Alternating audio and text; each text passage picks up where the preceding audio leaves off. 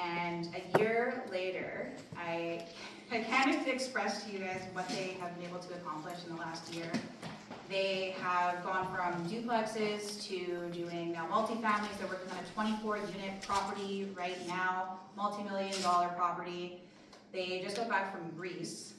So they just got off of a plane and they were masterminding with some other very high-level real estate individuals. So when did you guys land? Like 2 days ago? Yesterday?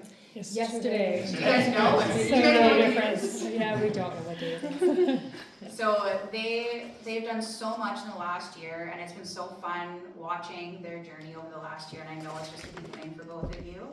So I would like to invite Michelle and Melissa up to do a presentation for you guys.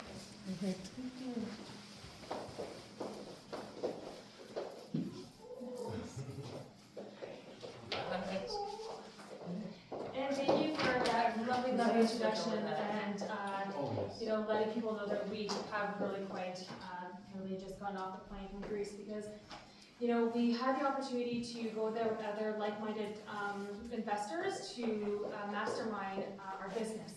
And putting yourself out there, doing things that are uncomfortable, getting on stages, talking about topics that you're truly passionate about, but doing things before you're ready.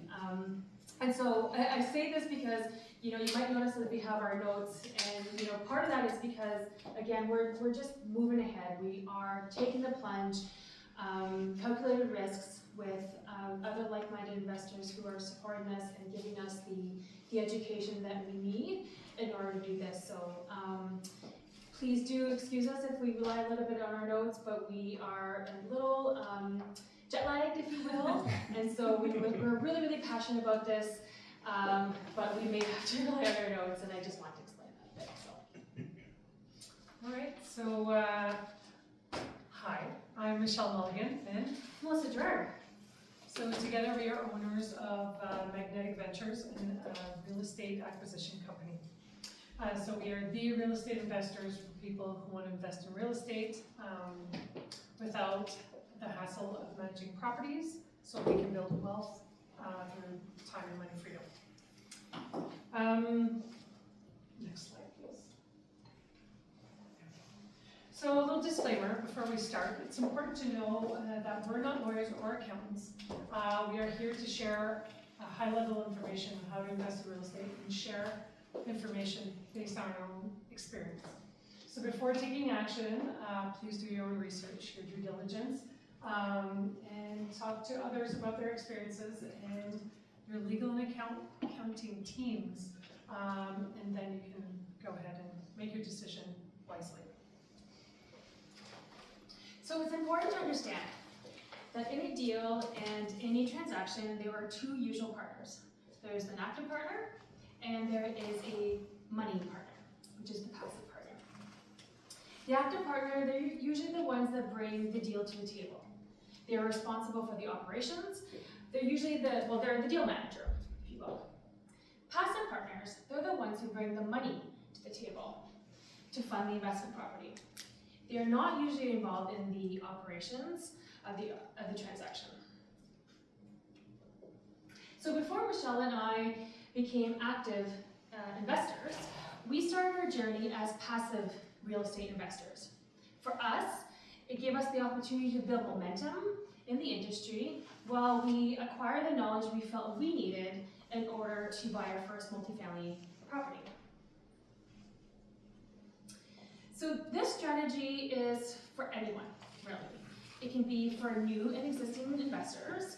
So sometimes, new investors, I think that's pretty straightforward. But existing investors, sometimes they come back or they will start to do passive investing because they're tired of doing the hustle and bustle of the operations.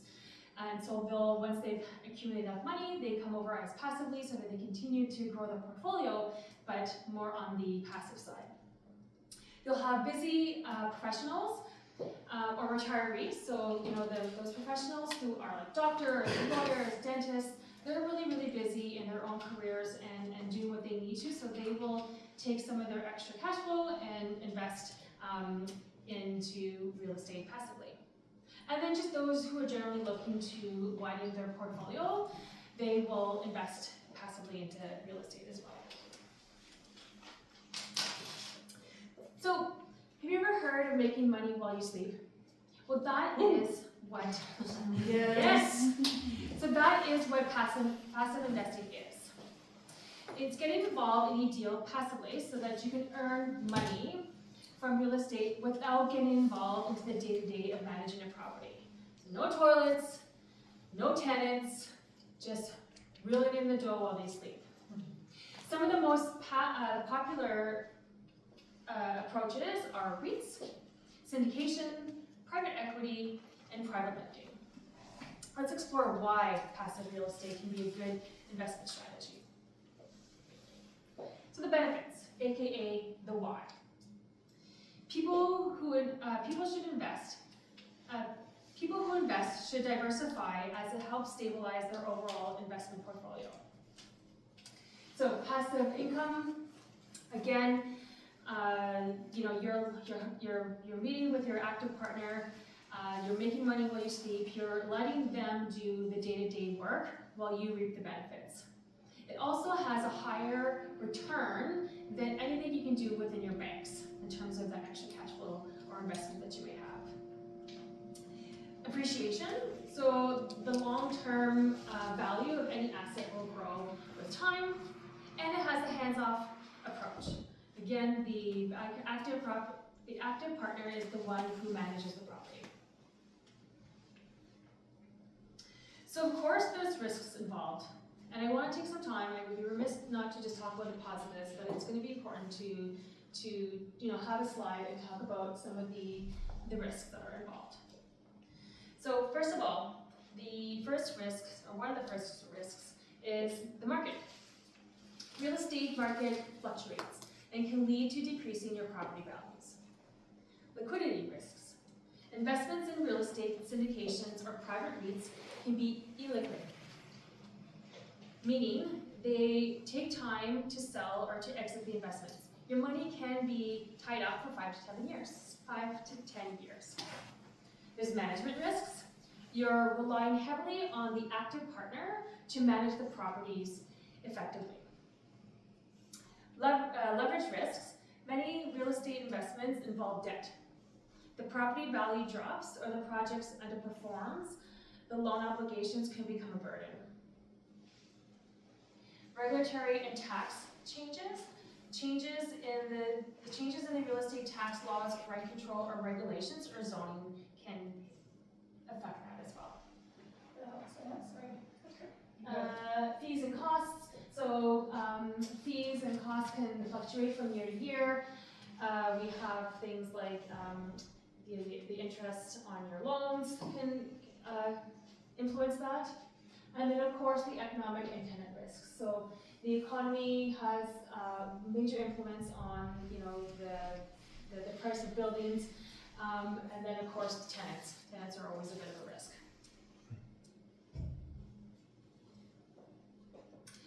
So, how can one invest in real estate? I think we're all, we've talked a little bit about passive investing, but how do you get it? How do you become an active or a passive investor? Well, good old cash. Cash will get you in the deal. It's one of the most obvious ones. It offers a bit of a higher return because it has the most risks. There's nothing that you can't lean anything against cash. There is a home equity line of credit. So a lot of you guys have houses. Your house might have some equity that has been built in. The value of your properties are increasing, and so you can borrow money against your HELOC and take that money and invest passively into income, into real estate investments. Line of credit. You can use the line of credit to become a passive partner. And then the one that we're going to focus on, because I think it's the one that people know least about and I find the most exciting, is you can actually lend out your registered funds. So I think most people don't think of that opportunity. The banks will tell you you can't, but you can. And I will let my lovely wife Michelle talk a little bit more about that. So yeah, did you guys know that you can invest your registered funds? Not everyone does. So So later in the presentation, we're going to share our design path to increasing our retirement nest egg passively by 10% annually. So hopefully that inspires you to take a look at your situation, your registered fund, with new lenses to see how it can serve you better, and to invest in other people's deals. So we will illustrate how you can design your perfect retirement by investing passively using real estate as vehicle. So Melissa and I got pretty excited when we learned we could invest in real estate using a registered funds. We're like, okay, well, we didn't have too much, but we're like, let's just put in what we, what? Yes? Can you clarify what registered fund is? Yes, so registered funds are RRSPs, RESP, LIRAs, BRIFs, and also TFSAs. Thank you for the question. So basically you can use registered funds to invest in private loans to fund mortgages.